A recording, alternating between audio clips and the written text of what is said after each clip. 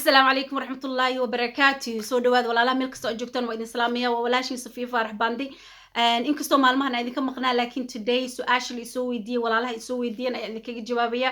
Su'aashan runtii in badan ayay igu soo noqnoqotay. walaalo badan oo weliba rag u badan ayaa markasta i weydiiyey. waxay ugu yiraahdaan waay dumarku sida weatherku kale u yihiin, waay ay isu bedelaan, waay ayagoo green ah cagaar u noqdaan, waay jawigooda isu bedelaan, waay anigoo qofka waxba ka hadlayno faraxsan oo aan guriga isla joogno isla qosleyno maaragta waxaasa waxba yacni iska hadlaynin ay gafuurka igu taagaysaa, waay hadalka igu soo celinaysaa anigoo waxba is oranin. haddaba haddii su-aalaha kugu bateen waxaad ogaataa dumarku hormonsigooda inuu isbedela. I know inaa og tahay laakiin maadan sii akhrin oo deeply maadan sii gelin, waayo haddaad sii akhrisid adiga ku badbaadinaysaa. waxay kaa badbaadinaysaa inaadan personal u qaadan, waxay kaa badbaadinaysaa guurkii inaad badbaadisid, waayo guurka dhibaatadiisa inta badan uu soo gaaro ragga iyo dumarka isugu dhacaan ay ku kala tagaan ayagoonan fahmin. qaar waxaad arkaysaa waxay isugu kala tageen ayagoonan fahansanayn gurigiina uu ku burburay.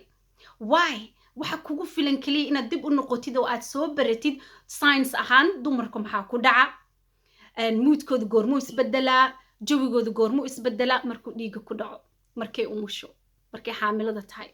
soo hadda waxaa ogaataa haddii aad tahay qoys cusub oo marka aad dumarka qofka aad soo guursatay aad taqaana iyadoo bubbling, qoslayso, laughing, maasha allah tabaarak allah, yacni respect everything.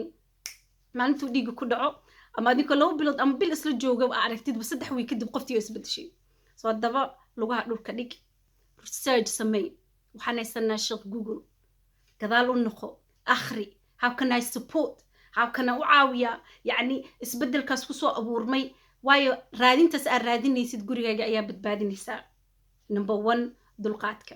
number 2 ha u qaadan inay adigu kula dal leedahay. number 3 mar kastaba u foojignow isbedelkaas markuu ku imaado u imow, ha dhihin maxaa kugu dhacay, what is wrong with you, ha ku oran. waxaa ku tiraahdaa maxaan kaa caawiyaa, miyaad doonaysaa inaan ku dhagaysto, miyaad doonaysaa inaad wax ii dirsatid oon kuu keeno, ama wax kaa bi'iya xanuunka ku hayo ama anything. so taa ayaa badbaadisa. haddaba gurigaagiina dab qabow ayaa ku dhismay, waa uu kuu badbaaday. dadka shaqada isla shaqeeya hadda soo gelaya marka dumar iyo rag way isla shaqeeyaan meelaha shaqada. waxaa laga yaabaa inaad su-aashan hadda marka aniga Safiya ahaan aan topican ka hadlaayo inay maskaxdaada wax ka dhex shanqaraan oo aad tiraadid walee heblada aan la shaqeynaya heblo marna waa tomato guduuday noqotaa marna green, what happened, what is going on. so su-aashaas haddii kugu jirto dib u noqo, gadaalna u laabo, ogow inay isbedelaan dumarka, waayo bisha uu ku dhaco habigooda ayaa maaragta loowa noqdo, moodkooda ayaa isbedelo, xanaaqa ayaa inta ka saaran, waxaa ka saaran yacni hadalka xitaa dhanka negativekana u qaataan, very negative. wixii oo aanan la dhihin inay wejigooda ka saarmo ay diiqad dareemaan. soo haddaad qof aad la shaqeynaysido dumara oo aad ku aragtid gadaal u deg adigu kula meedan lahaa, ogowna ma bedeli kartid mana sixi kartid, waayo behavior adiga kaa baxsan waaye. so insha allah dib u laabo haddaad isleedahay topican inaa sii balaariyo comment ku reeb, waana kula soo xiriiri doonaa. assalaamu calaykum.